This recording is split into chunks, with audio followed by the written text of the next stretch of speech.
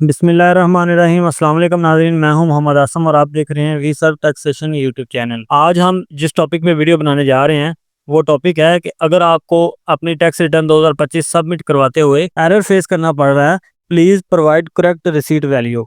अगर आपको ये एरर आ रहा है तो आप इसको कैसे सॉल्व करेंगे, ये एरर क्यों आ रहा है, किस वजह से आ रहा है, किन लोगों को आ रहा है, इस हवाले से तमाम तफसीलात आपको इस वीडियो में बताई जाएंगी। वीडियो अगर अच्छी लगी तो वीडियो को लाइक कर दें, चैनल को सब्सक्राइब लाजमी करें ताकि इस तरह की मज़ीद इन्फॉर्मेटिव वीडियो सबसे पहले आप तक पहुंच सके। सबसे पहले आपने अपना पोर्टल ओपन कर लेना है। आईआरएस पे जब आप लॉगिन करेंगे तो लॉगिन करने के बाद आपने अपनी टैक्स रिटर्न को ओपन कर लेना है। यहाँ पे आप देख सकते हैं कि हमने एक टैक्स रिटर्न ओपन की है। मैंने ये टैक्स रिटर्न रेडी करके रखी हुआ है जिसमें डाटा पुट किया हुआ है। आपको सिर्फ समझाने के लिए ये मैंने डाटा लिखा हुआ है। आप अपना जो असल डाटा होगा, जो रियल डाटा होगा, आप अपने रियल डाटे के मुताबिक अपनी टैक्स रिटर्न को रेडी करेंगे। यहाँ पे हमारी सैलरी है 12,45,850।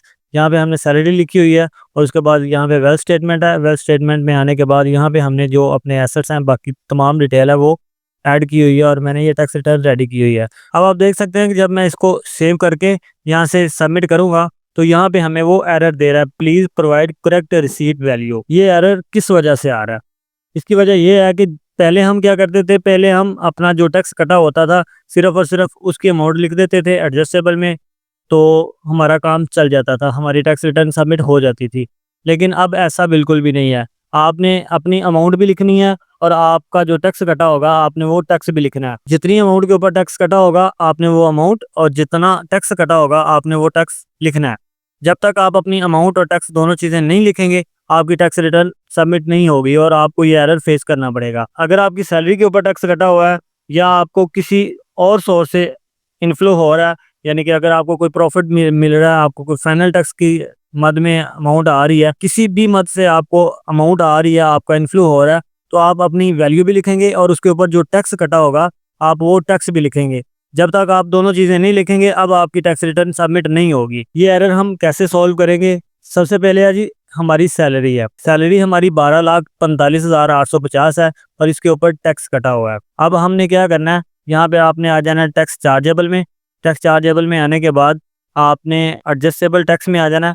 एडजस्टेबल टैक्स में आने के बाद यहाँ पे आप देख सकते हैं कि हमने सैलरी का जो टैक्स कटा हुआ है उसको एडजस्ट किया हुआ है। यहाँ पे हमने अपनी सैलरी के ऊपर कटने वाला जो टैक्स है वो लिखा हुआ है, जबकि हमने अपनी सैलरी नहीं लिखी। यहाँ पे हमने अपनी सैलरी लिख दी है। सैलरी लिखने के बाद यहाँ पे हमने टैक्स लिख दिया है जो कि ऑलरेडी लिखा था। लिखने के बाद हम इसको यहाँ से कैलकुलेट कर देंगे। कैलकुलेट करने के बाद यहाँ से हम इसको सेव कर देंगे। अब हम जब इसको सबमिट करेंगे तो ये हमारी जो टैक्स रिटर्न है ये सबमिट हो जाएगी। लेकिन मैं सबमिट नहीं कर रहा, मैं आपको समझाने के लिए सिर्फ ये लिखी है। आप अपने डाटा के मुताबिक रियल डाटा लिख के आप अपनी टैक्स रिटर्न को सबमिट करेंगे।